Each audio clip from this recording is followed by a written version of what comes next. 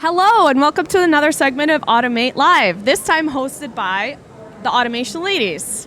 I'm Nikki Gonzales, co-host of the podcast Automation Ladies, and I have a couple of co-hosts with me here as well. I'll let them introduce themselves, but Courtney and Allie.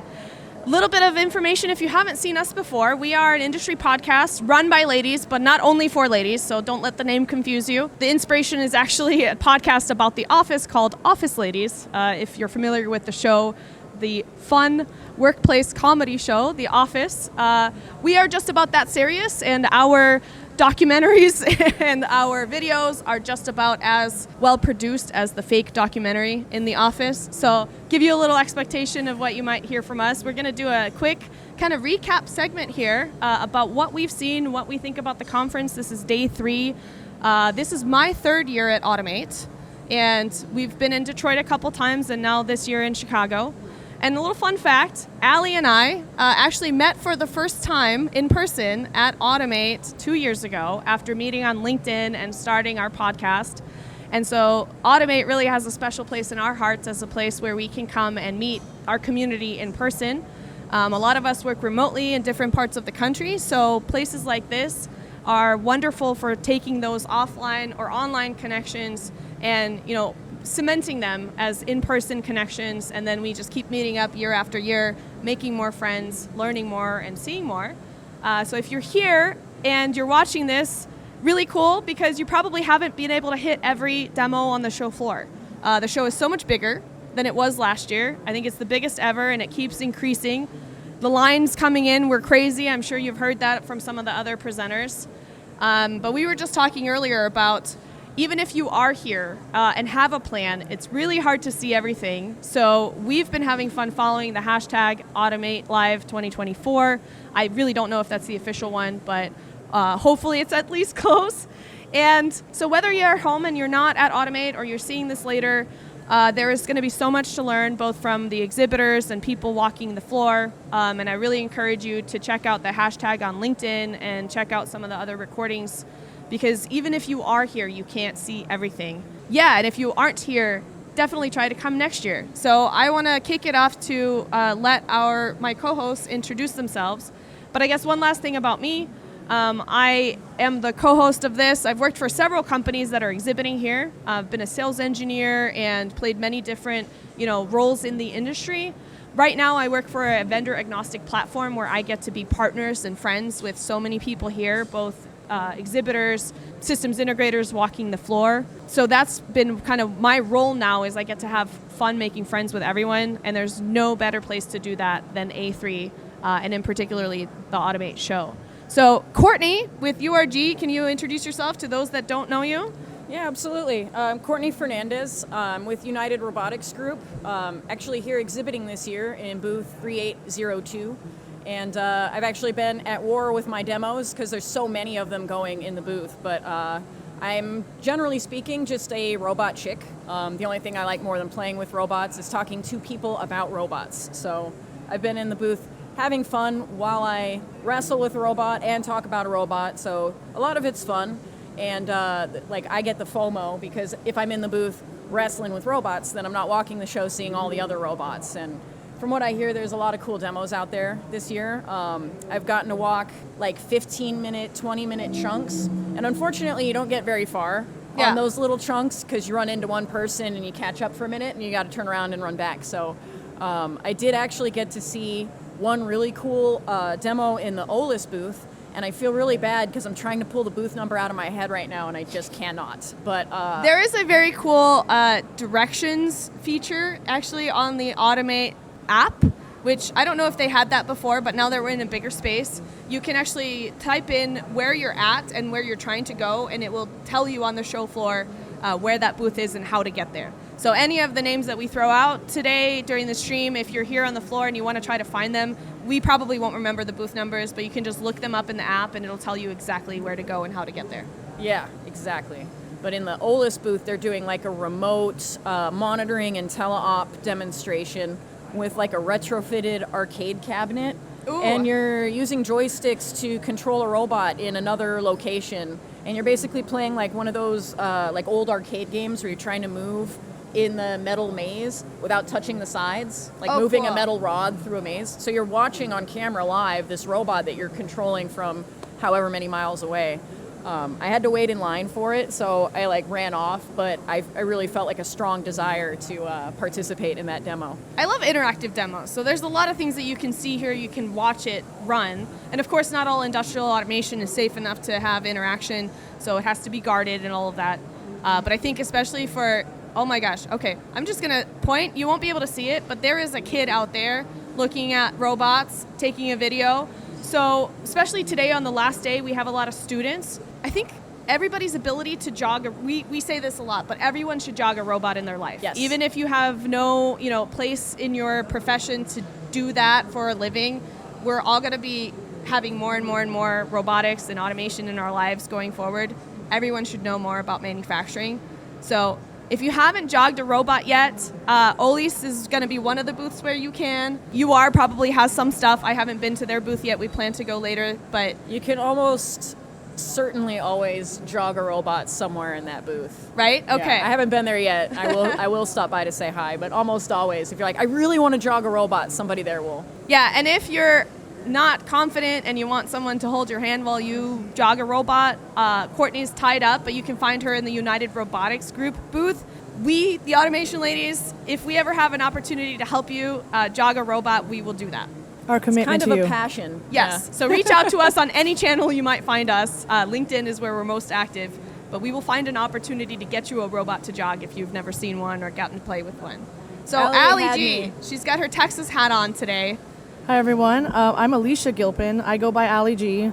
I think I got that name in 2006 from the actual Ali G, who had the Ali G show. But I have a systems integration firm. I'm an engineer by education. I spent 10 years doing that, and then found Nikki on LinkedIn, and came together with a whole bunch of other women, and I want to do a shout out to Clover Park Technical College, who's actually watching us right now. I've hired at least 3 people from there in my company, and the really good program there, really good students coming out of there. Hi, everybody. They have a mechatronics program, right? Yes, their mechatronics program is very strong, yes. Mechatronics is one of the topics that we've been talking about on the show, I guess on and off since we started. It's something that we want to see more of. There's more programs coming out. But this kind of integrated discipline, it wasn't that popular up until recently. I think it's gained more ground in the US as companies like Festo Didactic and ABB and Siemens have been supporting a lot of education, trying to get our industrial stuff into schools, which can be hard. Budgets and just, getting the attention of educators about industrial automation and how great of a career path that is. And that you don't necessarily need to go to a 4-year college for one of the traditional engineering degree disciplines, because in the past, typically those typical engineering degrees ended up going into industry and finding all the other adjacent, things that they need to know to do mechatronics.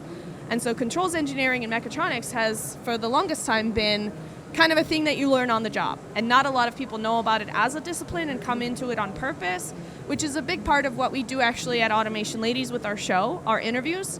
We want to try to showcase different career opportunities, different roles in the manufacturing and industrial automation industry, and how people can get into it. So we hear people's stories, and up until recently, and a few of our younger guests, everybody's is somehow accidental. Oh, I happened to be in this place and I didn't expect it, or somebody came into their life that taught them about this. And we are really excited to hear from more younger engineers that they actually went to school for mechatronics and are doing this on purpose, because finding it by chance is not sustainable. No, and we I need to think grow. it just leaves so many people out of what I think is the coolest thing that is possible to do in the world today. It's high tech now. It's software, it's AI, it's robotics, as well as traditional technologies like pneumatics and hydraulics and electric motion. And mechatronics and industrial automation brings all of that together. I can't think of a better thing that would be like an adult's playground than this type of technology. And deep tech and software and all of that, the Googles and those companies have captured the imagination of young engineers for the last decade, and it's our turn now. So I want to give a shout out to some of the deep tech companies that are here actually. So NVIDIA has a ton of partners on the floor. They're not exhibiting, but I think the point I made when we did this recording or, a live stream in our first Automate, which was kind of, hey, what did we like about the show? Why are we here? Why did we love it? I really brought out the point of partnership ecosystems. Because again, I didn't have time to go look at all of the cutting edge demos in terms of machines, but I looked at a lot, and not a lot of it back at least in 2012, because we'd also just had a big hiatus in like physical trade shows. Most of the technology itself wasn't necessarily revolutionary, but as we know in our industry, it takes a while for new technology to become widely adopted, because what we do is mission critical, and we can't just be playing around with R&D stuff in real live production environments. So the cycle of a new innovation coming in and capturing people's imaginations to the time that it actually is more widely implemented with different partners at manufacturers, it typically takes some time. So the thing I noticed or felt different to me about trade shows and Automate in particular in 2022 was this partner collaboration environment where we saw UR is a great example of this, and they have another game, because they probably have way more partners even this year. They have a scavenger hunt game, like go find all the booths where URs exist, I think. But that type of collaboration we saw, that's where we met Olis for the first time. They were collaborating on a booth with the small integrator, our friend Brennan Duger from Blue Collar Automation. We felt this huge sense of like more camaraderie in the industry, more partnerships happening, more cross-pollination of ideas, applications, innovations. And that trend, I think, has just continued. Last year, we saw even more of that. And then this year, we're seeing traditional tech players coming in, instead of having maybe their own booth and saying, hey, we know everything about all the things you haven't solved. And I've talked to some VC firms and companies that come out of the deep tech space, and they're like, oh, manufacturing is a great place for this because they just haven't thought of it before. And I was like, well, not necessarily. There's a lot about our industry that is very specific to our industry. And it really, the devil is in the details, the nuts and bolts. When you integrate a system together to make it work for the type of uptime that we need, the critical infrastructure that we support, it's different than a software that, you can break, with a new update, or you fail forward, fail fast. That sort of attitude doesn't always work in our industry. So for me, one of the top things that I've seen at this show is just more of these players coming in and saying, hey, we have tech that we think you can use, but we respect that you know how to use it better than we do. And so these great collaborations between traditional machine builders or the robot manufacturers and systems integrators coming together and saying, you know what, we're not the AI experts, but if you give us the building blocks and you make sure that these things start to talk to each other, and we're seeing that as well with PLC companies, more open collaboration on different platforms. That sort of feeling is what I'm getting from this whole show, and I've loved all of the partner content that we see here. It's not just one company shouting that we're the best, but it's the whole industry coming together to say we can actually accelerate the adoption cycles of automation. The keynote this morning by Wendy Tan, the CEO of Intrinsic, they did a project, or one of their customers 4 years ago did not have a lot of automation in a plant. It was mostly manual. And now they have AI-assisted automation doing a lot of things. And I think because they're a big company, they're at the forefront, they're willing to invest in this. 4 years from a traditional plant to an Industry 4.0 type plant is a much faster timeline than what we've seen in the past. And I think we're all kind of really tired of talking about the buzzwords because it takes so long for them to become practical realities. And I think now that is much shorter time frame, and the next few years will be really exciting to watch in terms of how quickly we can actually start to see these cool technologies that are in the works actually being implemented, and then hopefully shared with everyone. We've been plagued by these NDAs, and of course we still have to, recognize that there are industry secrets and competitive advantages, but I'm seeing everyone being a little bit more open to and willing, and recognize that sharing content outside of, just our immediate little group is actually helpful to everyone. Do you guys have any thoughts on this? And do you have any favorite partners that you've seen or technologies? Well, speaking of sharing, I want to make an open invitation. So there's 2,000 high school students at Clover Park Technical College that are watching us right now. And this is an open invitation to come into our industry. We really need you. And just to talk a little bit about like why automation. There's so much glory to be had, and I just don't know even where to start. But like once you use other people's technology and solve, your customers' problems, and even if you called in and to fix things, like first you learn how to design things, then you learn how to just find the problems. And sometimes you'll come in and people will have been working and this is like high stress stuff because money's being lost, and you'll come in and you'll help these people that are working the plant. And to be able to do that is just a glory that I cannot explain. And so that's really the end all goal for at least me. And that's why I was hooked for life, and I will never leave this industry because there's so much we can contribute once we figure out what we're doing. And it takes a while. Nobody knows what they're doing in the beginning. And if they say that, they're lying. But everything is learning. I mean, all of this stuff is changing all of the time. So whatever we do learn and you become an expert at, it's going to go away and change anyway. So you get to basically learn for the rest of your life, keep your mind super sharp, and help people and help solve problems. And I think that is just, I don't know how to make a bigger deal of that, but we would love to have as many young people start to get interested. I know we're all trying to do TikToks and stuff because we're trying to figure out how to show you this stuff that's over here because it is so incredibly cool. And it just keeps getting faster, smarter. I mean, the way we're doing it is, it's changing. Everything is changing so much, and we're kind of used to that, right? Like, let's just keep doing it. And this industry used to be, and I'm sorry, I'll interject and then get back to you, Courtney, but this industry used to be very much people with this insider knowledge that have been doing it for a long time, not sharing a whole lot. Now things are changing so fast that even if you're new, you can catch up or be on par. Although practical knowledge, always make sure that you network with people that do have more practical experience than you, because there's the technology and then there's the real world application of the technology. But I would say to young people, if you come into this industry with the thirst to learn and a willingness to network, find mentors, network with other people, because that will keep you sharp, that will keep resources available to you constantly. But you can catch up and in fact surpass a lot of us industry folks in some of the areas that we don't know as well, because now is the time where you are learning everything. We are all having to learn everything. And some of the things are actually easier for people to pick up that haven't been in the industry for so long. But it's really the power of us coming together. New people with curiosity, with new perspectives, and then the people that have been doing it for decades that know some of the pitfalls, and they can give you the crash course and what to watch out for, and then that's who you can call on for advice. And I think those groups coming together is exactly what this place like A3. The show is free to attend. Come walk the show.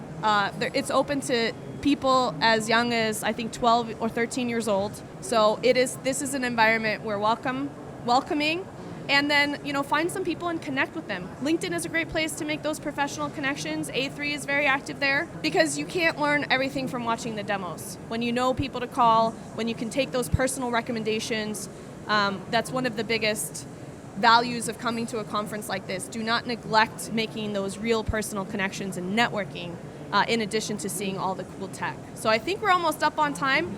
Courtney, if you want to we'll ask one last question.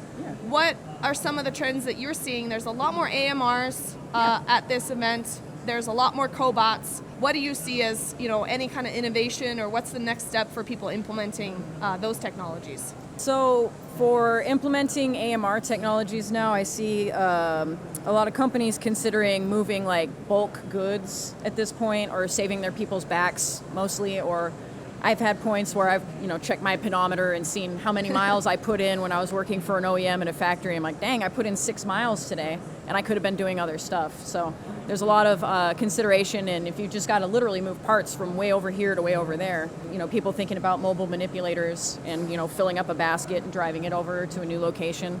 So, the technology is coming together there. At that point now you have 2 robots, and in all sincerity, you must have vision, because the 2 technologies' repeatabilities are just not the same. So it's an integration of 3 different technologies that people are starting to see the potential of, and I see multiple solutions now. There's one in my booth at 3802 that I've been fighting with for a while, but it's picking apples, and it's doing so pretty darn consistently. And apples are just one thing, but you can move all kinds of stuff, I think, and save your people from running back and forth across your huge factory. Well, thank you so much. We really appreciate the perspectives. Like I said, this is a whole community. Come join it. Come see us next year. Check out all the recordings from Automate if you missed it. The keynotes have been amazing. And now we're finally going to get to have the rest of the last day to walk the floor and see some of the demos. Hope to see you guys. If you're here, find us. Have a great rest of your day.